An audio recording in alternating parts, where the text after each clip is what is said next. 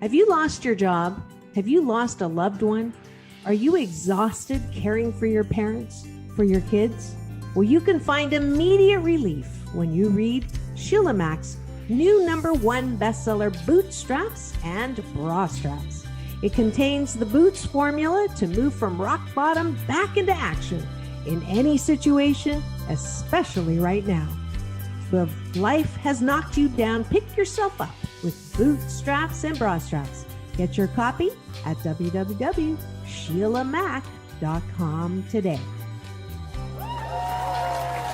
Are you ready for a reboot? Welcome to the Sheila Mack Show, reality at its finest. History reminds us those hit hardest often become the change makers. This year, we've all hit crazy economic, social, and emotional rock bottoms. We all get knocked down. Something hits globally, locally, personally. It affects our health, finances, our relationships. We have to recreate a business or career. Each show, Sheila and her special guest will be sharing their reboot stories, guiding you with real solutions to upgrade and up-level emotionally, mentally, physically, spiritually, and financially. Here on NBC's KCAA Radio. If you're ready to pull yourself up by the bootstraps and bra straps, enjoy a listen.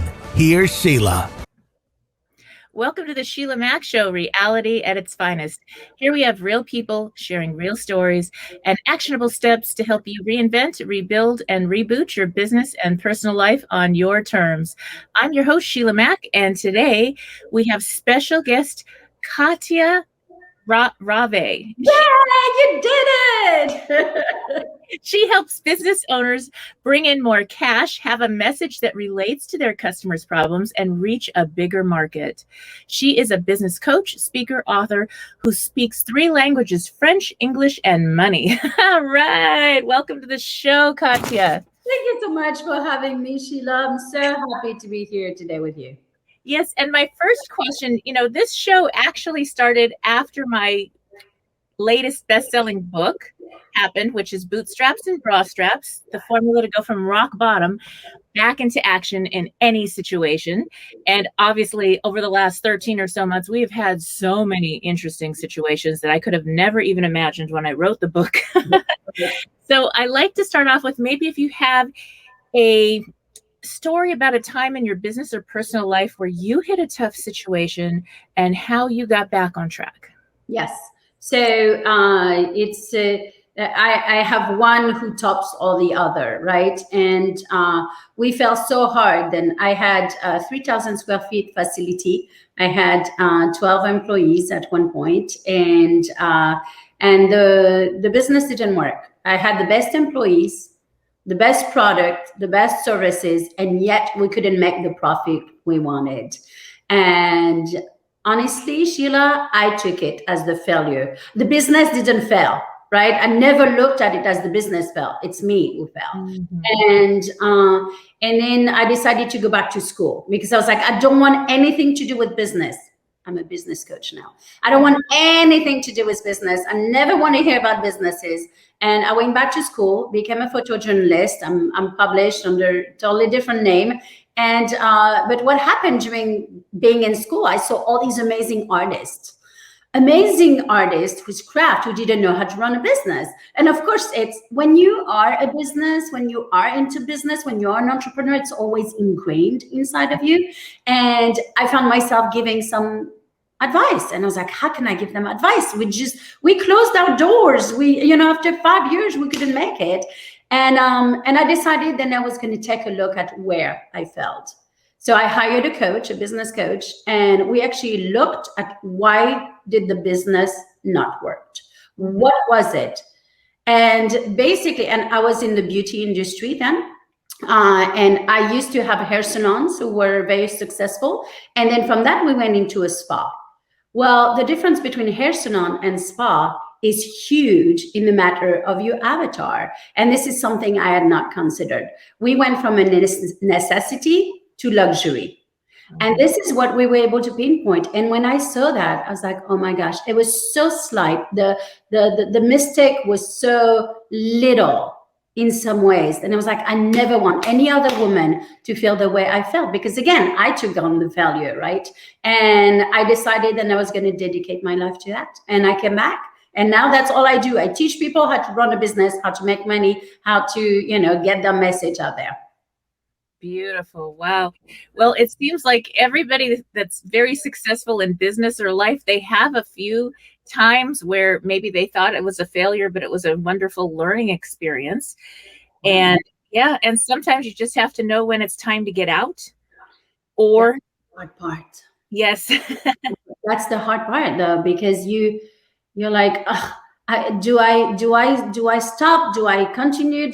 When do you know when to cut your losses? And at some point you have to know. You have to say, this is not working. It's very humbling. It really is. And I think that the other thing that happens a lot is during a business, there's a cycle. And when you're a new business, it could take 6 months to a year for people to know you're there. Yes. I remember starting my gift store at 23 years old. And, you know, I opened the door the first day and there was crickets. And I was like, wait a minute, what are you talking about? Aren't they supposed to rush in and buy stuff? And I had to learn and actually hire a marketing consultant and do a lot of work to figure it all out. I was 23, so I obviously didn't know much about business. And it did become successful. Some of the people that worked with me were actually twice my age that I had hired to work for me. And they were like, you know, it's not working out, honey, you should just go back to programming at JPL. And I was like, no, I need to hire the consultant. I need to make sure, you know, what am I doing wrong? Just like you did. And it made all the difference. Before you know it, I was making a good 50, 60,000 a month, which is ridiculous for a 23-year-old. And then I bought the rest of my stores. I had 5 stores and I bought the other buildings. The first one was a lease. And so then I got into real estate with that because I realized, oh my gosh, now I have something that even when when it's time to shut the business, close the business or whatever, I can just rent it out and still make the same or more amount of money. And then if I need to sell the buildings over time because I built equity, I still have that as a backup plan. Right. That's right. I think, you know, understanding when to say stop, understanding also having the humility to go back to say what didn't work. I know it was huge for me because I come from a family of entrepreneurs and I was successful before. So it was, you know, it was very like, hey, do I really want to go back into why I failed? You know, but I wouldn't be where I am today and I wouldn't be able to help as many people as I do. Right. Yes. So if you're working with someone who's just starting out and maybe they're in a business that's, you know, they're thinking, do I shut the doors or not? How do you start working with them? What is your process? So if they are already established, you know, we really go back. And if you're not making the money, why is that? So let's go back to the foundation. And this is something that people understand foundations and they understand practice for football, for baseball, for all of these sports, for pianists. You know, they go back to do their scales all the time. Like very well-known pianists who are top of the line, they go back to their basics and practice the basics. For some reason, we don't look at it the same in business. So I make them go back to it. And as painful as it is, and they're like, well, you don't understand. I want to look at Google ads. I'm like, we can't look at Google ads until we really know where we are at in the stages of the business. And if you're not making any money, you're just going to be spending, you know, your money out of the window. So we go back to the foundation. Who is your client? Who is your ideal client? And who's your market? And what pain point do you fix? A lot of time I see people who have, they create things that they think is amazing. And it is amazing, but there's no need for it. What is the need right now? Is there a need right now? And, you know, we saw it a lot happening with COVID. You know, people were really receptive to what was happening in the right now versus 2 years ago. Then we were able to see, okay, how can we cater? So that's the two main thing is who's your client, who's your ideal client, and what pain point do you fix? We go back to that. And then we're like, okay, now then we know our messages. Now then we know we can go ahead and start speaking. Speaking is a huge part of what I teach, right? How do we create a signature talk? How do we convert an audience? And all that. We can't do that without knowing who is the audience, without knowing who's the client. Who do you attract? Yes. Oh my gosh. And I can remember my experience was so different because we didn't have social media. That's that's how long ago it was. I have children that are in their college years, 23, 24. And so when I started out, it was word of mouth. And even though that sounds really old fashioned, that still is true today to a big extent. What do you think about getting the word out in this different environment with social media versus being able to go, have tea and talk with people in the community? I think, I think it's a must now. It's social media is a must. Now, do I say brand new businesses to advertise on it? No, because you don't know who's your avatar. So you have to kind of figure out what works and what doesn't work. And for that, just have a regular social media presence, do live, go live, start to tell people who you are. The more, the more you are present, the more people are going to notice you. When people notice you, they're like, oh, maybe I want to have her on my show. I like her energy. And this is what happened. A huge shift happened for my company last year, like many people, right? But I was one of the last airplane who came back in America. I was the keynote speaker in Rome, in Italy. And so I saw what was happening there. We came back. I was literally one of the last airplane, and it wasn't here yet. So I was like, I told my client, okay, we're going to do all these. You need to put a show on. So for me, I created a show called Business Answers with Expert, and we had over 140 episodes of that, just to show how many I've been on TV since. I've been on many platforms because people noticed me. And sometimes that's all it takes, right? Yes. And really figuring out what that message is, getting the word out, and being okay with making mistakes. Oh my gosh, yes. I know. It's so interesting. I had this very incredibly beautiful person, this lady that I know, and she says, oh, I'm so embarrassed. I don't look good enough to go on the screen to do the social media. And I was like, you can be on the cover of any magazine you want. What are you talking about? It's all mindset. Yeah. It really is mindset, and people want to see real people with real stories and solutions to get back on track, especially this year. Yes, and they want to see reality. They want to see what's, it's interesting. I have this show now, Petit Café with me, right? So little coffee in the morning. So at 6:45 in the morning, I literally go get my coffee. I just rolled out of bed, and at 7 a.m. I start this coffee time. So no makeup, no hair done, hoodie half of the time, because that's what I look like in the morning. I just put on a hoodie, and it's been very interesting to see. Then people are really tuning in, and they're tuning into the authenticity, to see that, yes, of course, on camera we can look very proper and we can look great and our hair is done and you and I have our lipstick on. But you know what? This is not what I look when I get out of bed. And people have a need for that right now, to see who are we really. And the more we show authenticity, the more we show who we are at the core. And then, I mean, at 7 a.m., I'm not, hey, all smiley, it's like, hey, and I have bad days, and I share about my bad days, or my, the day yesterday and things like that. And I feel like people are connecting more on this kind of deep level. They want to see who they hire. They want to see, are you a real person, or are you just, like this fantasy celebrity? Yes. Real is so much easier. You don't have to pretend at all. And I think about young children, and they're playing, you see them in the yard, and maybe one of them starts singing, or one of them goes and swims, or whatever they do, and they're shining their true self. They don't care about perfection. They're just being beautiful and authentic. And that's the most incredible thing. And somehow over the years, it's like we have to unlearn that. Somehow school, society, media, they're trying to teach you to be something that's so unrealistic. That's right. then you see so many young people, by the time they're teens, they're having issues. They don't like themselves, they're bullied, or something's going on. And it's a lot to do with they've lost that beautiful sense of self, and then they're afraid to say anything, afraid to shine. Yeah. So my question is, what would you tell your younger self?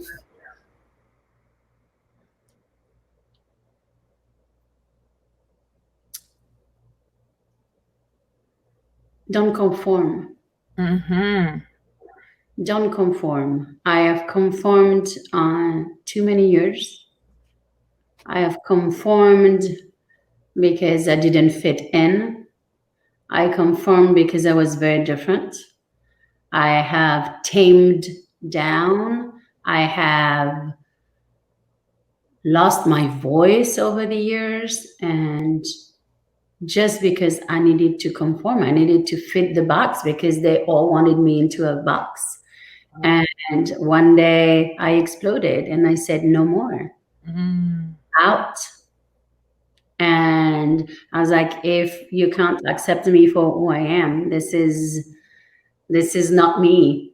And I wish, in many ways, I wish I would have known that before, because we think we have to conform. We think we have to have long hair. I mean, I have blonde hair because I want to now, right?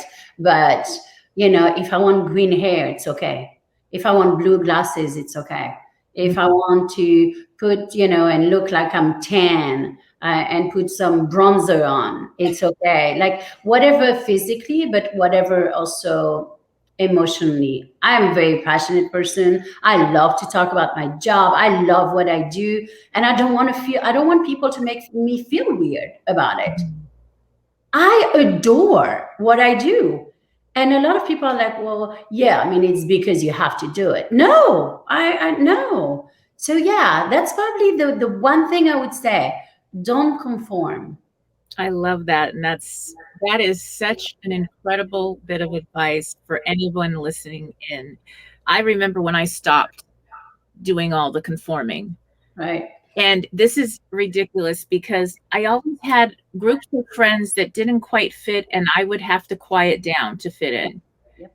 And I would have to, okay, well, I can't talk about what I'm really doing because it's a little too much.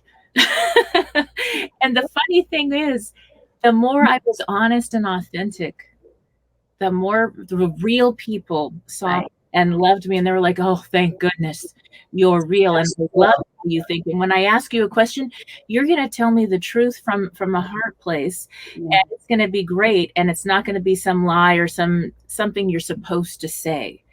And it brought me to the best friends of my life and incredible relationships. It also helped my children. So if you're listening in and you have children or loved ones around that are younger, they are watching what you do, who you're being, and all you're doing, not what you tell them to do.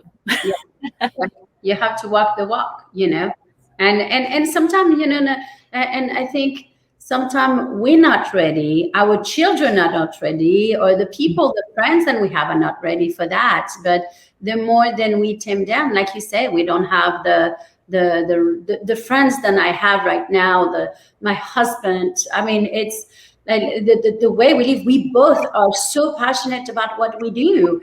And to finally have that and not feeling bad and we have so much ambition. We want to be exceptional in our marriage. We want to be exceptional in our business. And we don't want people to think we're weird. Like if you ask me, like my relationship with my husband, I tell you, my husband is the best husband on the planet. Yes. And I don't want to feel bad for saying that. I don't want to say, oh, you know how it is. No, I don't know. I was in a crappy marriage before, so trust me, I know what it is. And we both work really hard at this. It doesn't come without work, but my gosh, when you get to have that, how beautiful. And so when you stop conforming, you have access to this bigger vision than you have for your life, for your job, for your relationships. And it's incredible. So I wish I would have done that. Yes. When I think about when I left my unhappy marriage. I was actually, my grandparents had arranged this marriage. It was a situation. And so I was married to someone that wasn't fine person, nothing. I'm not going to say anything negative, just totally opposite, not aligned at all. And a different idea of what a wife is supposed to be and do or not do. And so with that, when I did get divorced, I had so many women friends tell me, quick, you have to go find a man. And I said, oh no, I have to find myself. I have to be good with who I am. I have to find my own happiness. It's not going to, they say, oh, you'll be happy when. And I said, no, I need to be happy now, regardless of the person, place, or thing that comes in or out of my life. I have to be happy now. And that's what attracted healthy relationship. That's what attracted healthy, even friendships at first. And it was really setting the standard and being okay, not following the guideline of you're supposed to quickly get married when maybe it's better to heal. Right. I love that because it's so true when you really find yourself. And I think that's what it is for me. Like it was a crappy marriage, not because he was a crappy man. It's just that we were so not a match. I had ambition and he did not. And I wanted to work and I had a vision and we didn't have the same vision. I take full responsibility for when I saw these things, I wasn't willing to get out. When I saw these things, I was too prideful, too young, because I wanted to conform. I need to be married and I need to be normal and I need to be, in that box. That's why, like, if we go back to this conforming, it has everything. We think we have to get married. We think we need to have a man. We think when we are so capable. Oh my gosh, we are powerhouses as women. It doesn't take. Now, when we choose a man, wow, that's the whole difference. Mm-hmm. Not by need. It's not by need of making babies or insurance or whatever the reason, or because you're not handy enough or something like that, But when you have that choice and when you're so full with who you are, like what you just said, that was so powerful because you don't need anybody. You just need to love you first. And then everybody's attracted by you. Yes. Imagine if you had, if I was, when I was dating, if I had people that said, I want you because you're going to give me everything I want. You're going to give me all the happiness I ever need. That's how can I make another person happy 24/7? I can't even do that for my children. It's a big, nobody would want to get into a relationship with somebody so needy. So to heal first really will bring you to the relationship that is aligned. And that means that you're not in that needy place. And that's sometimes when people go quickly from one to the next relationship and healing, sometimes you can heal quickly and it's your own personal journey. Right. But when you jump really fast, you end up dating the same person you left. Right. Oh my gosh. And you're like, wait a minute. It's about change. It's about you. It's how you show up. This is the part that people don't get. It's all about your own leadership. If you show up the same way, you're going to attract the same people. If you show up differently, you're going to attract different. And for you to break that cycle, you have to find yourself. You have to, exactly what you're talking about. It's like, who are you? And sometimes it takes years and sometimes it takes months. And maybe for some people it takes weeks. I don't know. Yes. So when you're good in that place, that's a beautiful place to start. Yeah. Models, if you do have children, what does it share with your children? You've set a new standard and you're like, you know what? If somebody doesn't treat me right, if we're not aligned, if there's something not right, I can just wait or, it'll show up when it's right. And so then they're going to do that. When they start dating, they're not going to settle for just because you have to go to the dance. You're going to go with somebody that's not right. They're going to start learning that self-love and care. So it's incredible. Now, what advice do you have? You work with a lot of business women. What advice do you have for business women who are also running a household, maybe have children, have all these things going on at once? What advice do you have for getting things done without burning out? So I do, it's interesting. This is where, when I go to shows and I'm like, oh, I so don't conform. I don't believe in burning out. I don't believe in overwhelm. I believe then if you show up the way you need to show up, concentrated on the one thing you do, then there's no. So right now I'm on this show. Everybody in the household know how long it's going to take. I have 2 calls after you. Everybody know. Then during this time, I am totally unavailable. My phone is turned off. I have no notification. My emails is turned off. I am totally yours. Yes. Because I'm here for you and the audience. This is the exact way. Then I show up now for my clients, for my business, and for my family. Wow. Meaning that I actually, the last week of the month, I don't work. Mm-hmm. So the last week of the month, I am all my friends. I go to lunch. The rest of the month, they don't even bother really asking anymore. Because they know. People know if I entertain, I really entertain on that week. So everybody is really on track. And I can tell you that 1 week makes me so productive because during that 1 week, I can read so many books and I can be going shopping without being stressed, without being rushed, with my kids. Yeah. I can go out to lunch or dinner. We do dinner usually with my son once a month. We do this dinner and it's usually the last week of the month. There's so much to be said. And when you are fully present, fully focused, when you come with rigor, when you come with like, okay, this is my task, I'm going to have it done by this time. Well, of course I'm going to show up. Now, do I really, I have a time productivity. If I had it in front of me, I have a time productivity worksheet. Then I do, right?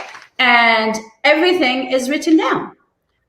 If I want to goof off, my lunch is on it. If I want to goof off and watch a Netflix, it's going to go on it. Nice. That's incredible. And that's so important when you're present in the work and at home. Men, women listening in for relationships, if you're not present and your mind is still at work, because when you were at work, your mind was at home and nothing got done. Right. You're not doing anything in either way and you're conflicted. Right. And it's messy. Yeah, very much so. I mean, that's so important. That's so important to me, because it's just the way we show up, is we are so much more productive when we do that, and I think that's that gives its quality over quantity. Yes. I mean, think of 80-20 principle, Pareto's principle. That is golden and it works. I raised 6 children. I adopted 3. 3 are from birth. So I had this big family. And then I had all my elders, my parents, my grandparents, they all got sick within a 4-year period. And I had to take care of them, run 5 gift stores, deal with 6 children, and a husband that didn't want to work. So he was another child. And so I had to use that rule that you just really defined. I had to use that or I would not have survived. Yes. There's absolutely no way. Yes. And for me, it's that. It's, sometimes people are like, really? Like even your goof off time? I'm like, yeah, I know I want to goof off sometimes. Now, I schedule it. Mm-hmm. I accomplish everything I want to accomplish. So there's no burnout because I do love to have fun. And what does my fun look like? Well, I want to schedule it. And that's what it is. Yeah, it is so beautiful. I mean, I remember taking 6 months off work once I was really established. And I took the children out of school and we did like independent study, and we went to every single site in the United States, all the different historical sites, studying history. They did math. I was a teacher also at that time, so certified, and they learned more. And, we ended up then at, we're from California, we ended up at Epcot Center in Florida. And there we got to see the rest of the world that way and study all those cultures. And that is a memory that my kids still have today. They're all grown. And it's something that really made a difference because they got to see the people, the different cultures, hear stories, talk to the grandmas, to the grandpas, to the older generations that have so much wisdom to share that you don't get in a dry book, Right. a textbook. And it really made a difference in what we did. But I bought that opportunity. Yeah. I planned it, I scheduled, I had a workforce that I trained very well. And I did not have the phone. I didn't have to deal with, I didn't turn it on very often, and it was okay. I knew everybody had a plan and it was fine. We had a blast. It's interesting. Experiences, there's no price on it. When I went to Rome, I actually took my younger daughter. And my conference, I was the keynote speaker one day, and I was the judge for all the speeches the next day. And so I had 2 days who were committed, and we went for 9 days. And it was just, the baby girl, because the baby girl doesn't get as much attention as all the others. And we spent a whole week basically just visiting the Vatican and doing things just for an eye. And these kind of experiences you can buy. Yes. Fully present, right? She knew then for 2 days I was not going to be present. She was on her own. You can be on your phone. You can have like all the fun you want. You can do the homework, but then the rest, I'm all yours. And that's priceless. Yes, yes. And I think that there's a guilt sometimes with working moms that maybe you're working and then you're not at home, and there's a little bit of a conflict. And one of the things I did I was kind of like you, very different. I was like, I have no guilt, but I shared everything about what I did with my children because I was an entrepreneur running my own businesses and buying and selling, investing in properties, all these things. And even political stuff. We all got together to help on school reform for equal education for all children. And we did things like that. And so even when I was working, I'd be like, hey, come along and we'd have fun doing the work that maybe they could help with or be involved with. And they all have their own little side business, even though they're in school or now they have their own families. And so it's okay to share about those things. Think about when you grow up and you go to school here and we don't know banking. We don't know, we graduate college even, and we're not sure how to, what is this debt and how do we do this? And we follow this route to being in debt the rest of your life and following all these guidelines that are not really helpful. And you don't know how to run a business, but your parents both were doing things. Yeah. And so when we show our children, this is the most incredible education. This is legacy. Yes. And whether they take it or not, at least they have it. It's deep down. I mean, for us, for me, the guilt, there's some things I provided than many other family didn't provide. I provided, at least 3 weeks in Europe every summer. And I provided every single night a home cooked meal. Sit down at the dinner table, everybody, no phone, no TV. I provided that for their entire lives. I cooked from scratch. No matter what, dinner was always cooked from scratch. So, it's interesting because the guilt, yes, was I a different mom than all the other mom? Of course. And you know what? We're all different.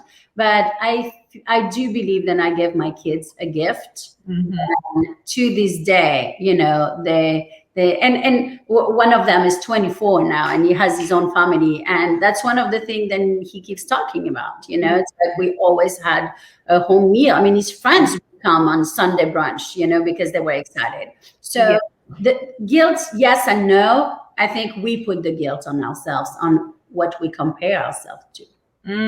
Yes, and it's okay if maybe you can't do a home cooked meal every day.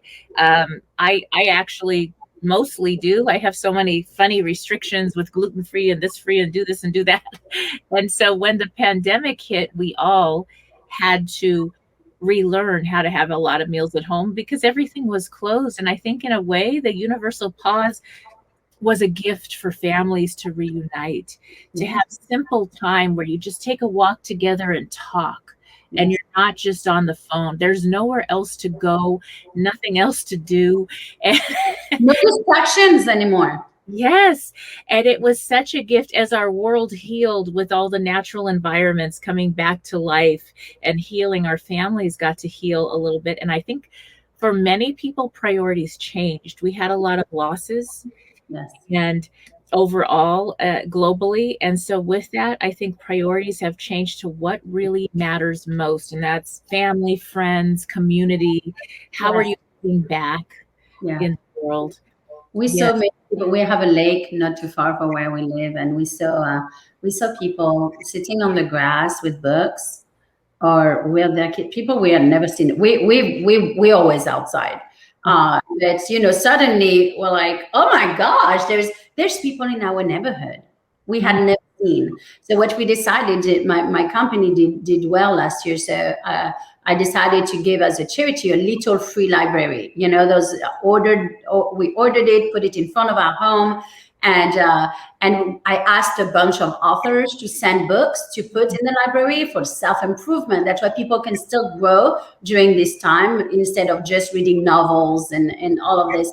And it's amazing how it really brought the community together. Yes. Yes. So books, fishing poles. I was like, whoa, this is amazing. And when you study how many people that are very successful in business and also have their life in order, there's a lot of people that may be successful in business, but the business has taken away their life. Yep. They don't have that week off at the end of the month. They don't have that time to travel with their family. They just work. And the whole purpose. But they do it as an escape.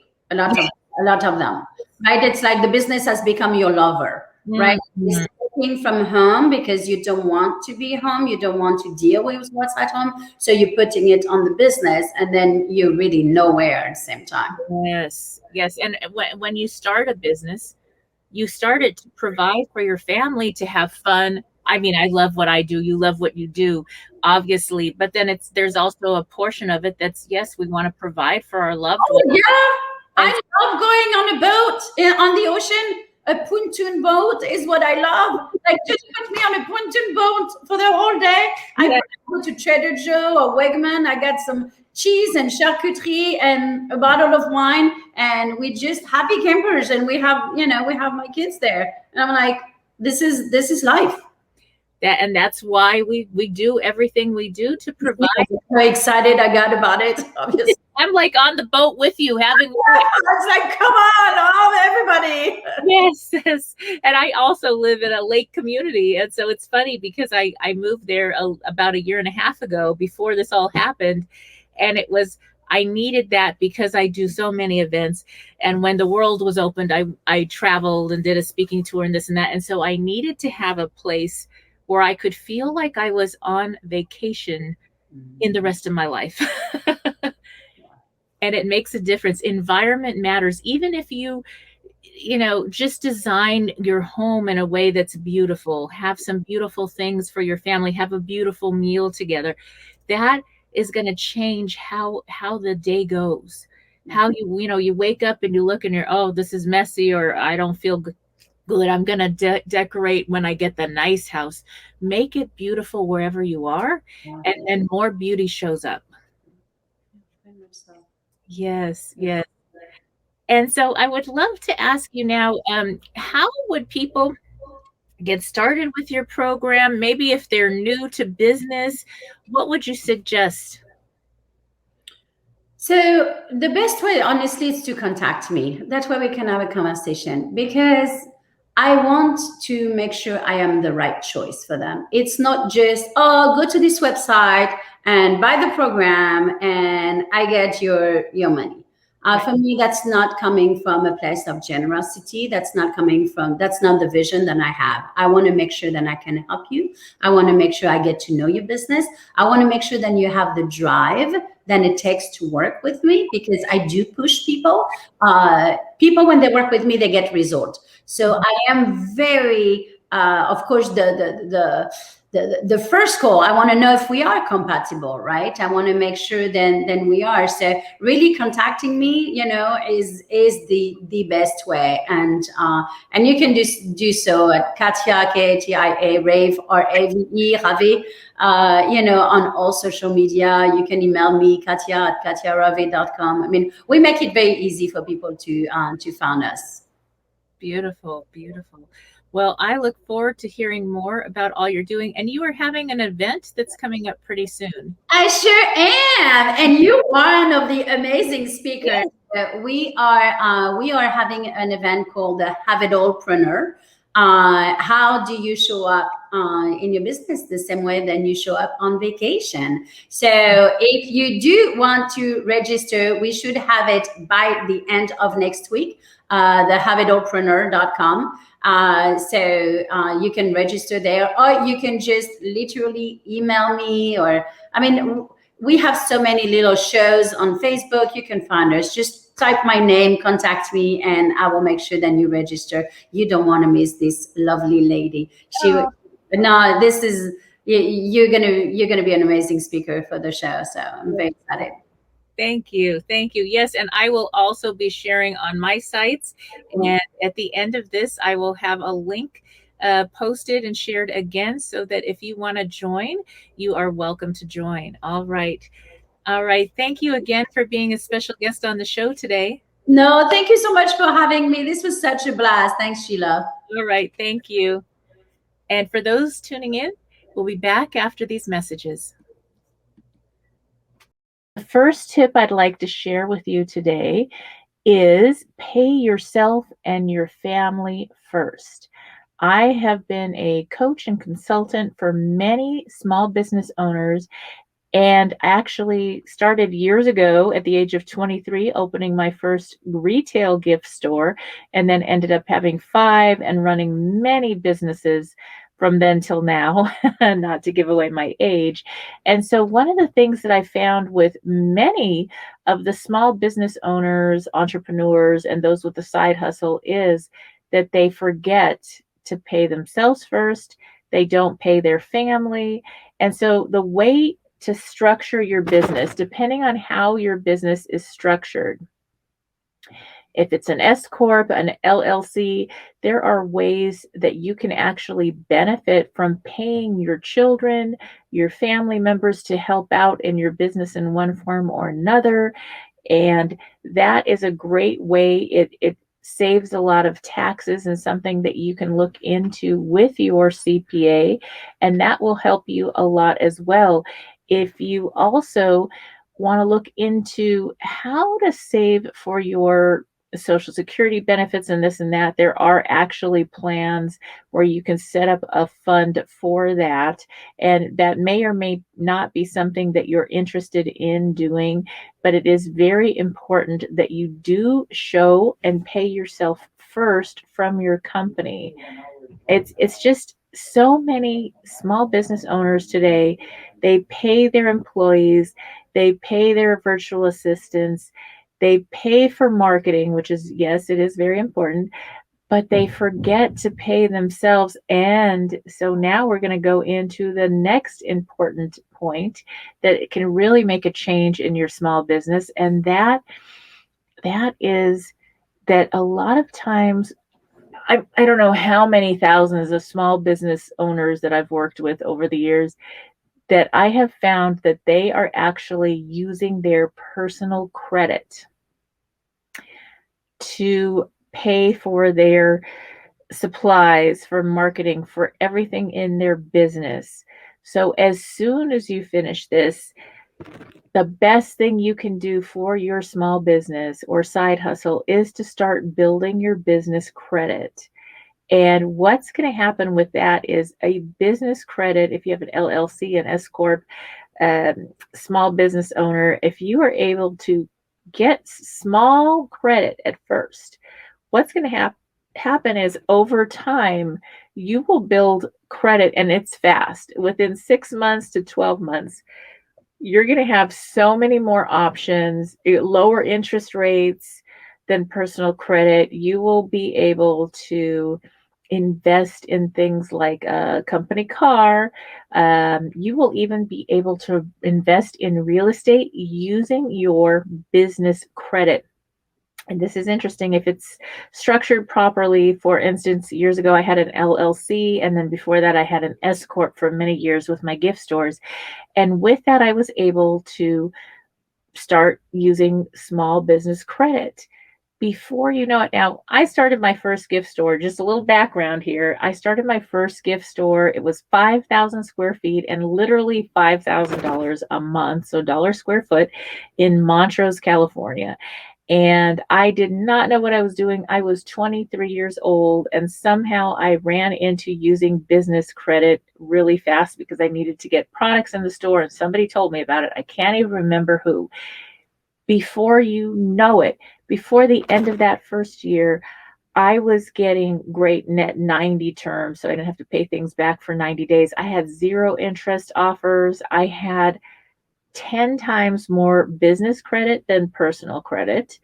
And I was literally able to go. I remember I bought a van for the store because we had to haul merchandise and this and that. And so with that, I was able to use business credit. I got 0% interest on this van, a great deal. And I ended up buying a second vehicle for the business and for my main employee, which was a family member at the time. And so that was another thing. And later on, I was actually able to purchase my first building. So the first store, just a little history again, I opened this store and I leased it as a young 23-year-old girl. I negotiated 6 months free rent. It was a 5-year lease, $5,000 a month. It had some, I think it was like a 4% increase every year. And I did not like paying for rent. I came from an investing background, even at that young age, and I just didn't like that over the long term. So the first thing I did after I got established was I actually bought my next store property. And when I purchased that building, I used business credit and, some of the down payment, and then the business credit was able to get me into that first building. And when that lease ended, I got out of leasing and I just bought the properties then going forward. So that was something that business credit can actually help you to build a wonderful nest egg. And here I had this gift store in the small Montrose shopping park in Montrose, California. And in this community, there were so many very successful store owners, business owners there, and they just were paying rent for 20, 30 years that they had been in business. And this young new girl comes into town. I remember helping with the shopping park and this and that. And they were like, wait, you bought a building? And we started talking about the benefits of that. And so that is something, that's the next point. The fourth point in this is if you are in a physical building, which I know we're moving away from that, but some of us still need warehouses, we need buildings, some still have a storefront or office space that you're renting. If you are able to buy or invest in that over time, this is the beauty of it. At the end, those on that little shopping park, those few blocks that was a very popular place to shop in town, those that actually had purchased the building where their payments were almost the same as a lease payment over time, they were, first of all, they were building equity. So now they owned the property. If they needed to size down because business shifted, they could rent out a portion of that building, depending on the size, to another business and then have income to help pay the mortgage faster. They were also able to retire and just rent out the building instead of having to work forever. Those that had health issues or things happened that had that equity in that building, in that property, they were actually able to have the nest egg and something for their families. And the other ones, when the business stopped, when they were not physically able to continue working, or they didn't want to, or the market completely changed, they had nowhere to go and nothing to do, and they had nothing to show for all those years. And they had mortgaged their house, and used their personal credit to fund their business in the lean years when things shifted. And so with that, it really put them in a tough situation. And that's because they used the personal credit versus the business credit. So it is really important. And it may be that you are in a place where you have to have a business location that is in a super expensive area, Beverly Hills, or some other part of the country where the real estate is ridiculous. Now, with this year, 2021, there are some changes where if you still need a place, this may be a wonderful time to buy. And so that might be something to look at because things have changed. But for the most part, if you can't invest in that building and you need to continue paying rent, it is a great way to have a backup when you invest in real estate through other avenues, whether that is single family residences when you're first starting or other small commercial buildings. I personally like to have a nice mix of both.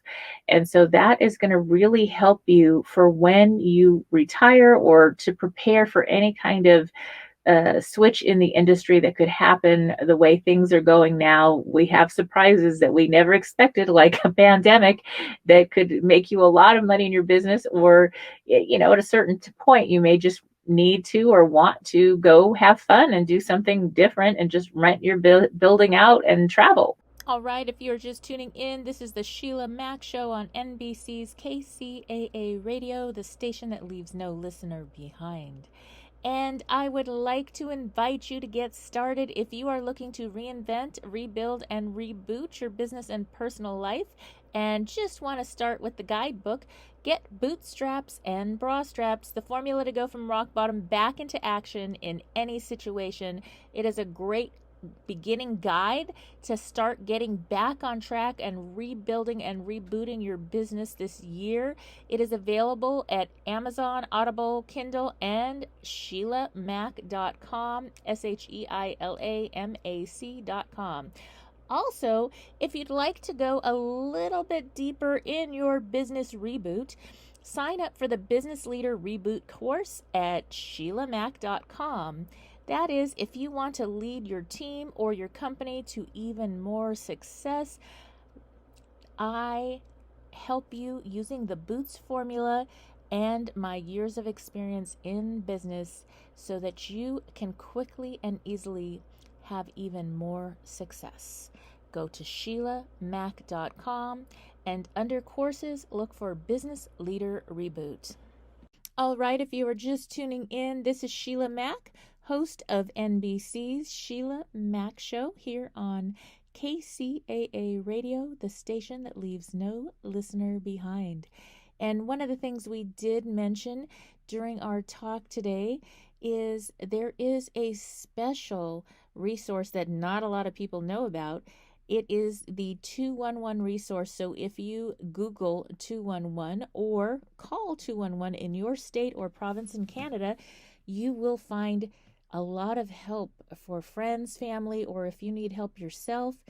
211 is a free and confidential service that helps people across North America find the local resources they need. They are there to help you 24 hours a day, 7 days a week. So keep that in mind. Things that they can help with are food resources, mental health, healthcare, housing, transportation, income, utility assistance, and much more. Also offer, I do have Mastermind live weekly courses, and those are available at SheilaMac.com, SheilaMac.com. I have to let you know something, just between you and me. I have a giveaway gift for all my listeners, especially for beautiful, authentic you. Request your free introduction to the Boots formula and Boots meditation today at www.SheilaMac.com/Boots meditation. Sheila, SheilaMac.com/BOOTS meditation. All right. So here it is, my latest book. I have to let you know something, just between you and me. This book is not one size fits all, just like a pair of boots or a bra. So the formula is designed to help you through any situation.